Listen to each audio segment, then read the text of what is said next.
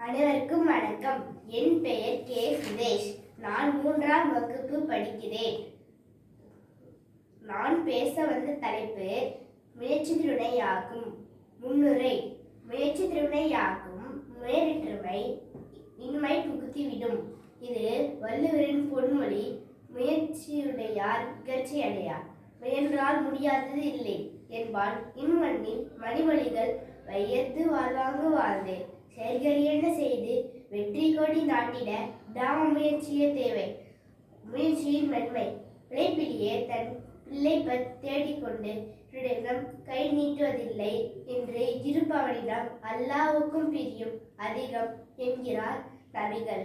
சோம்பலும் சோர்வாங்க கொண்டு 100 ஆண்டுகள் வாழ்வதை விட பெருளைம்போடு ஒரு நாள் வாழ்ந்திருத்தும் மேலானது என்பார் புத்தர் பெருமான்.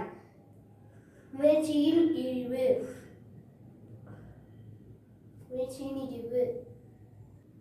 முயற்சி இல்லாமையின் இழிவு. சோம்பர் என்பவர் திரிவர் என்கிறது கொன்றை வேந்தன். முயற்சி இல்லாமை வறுமையை தரும். குடிப்பொறுமையை அளிக்கும். இழிவையும் பிழியையும் தரும்.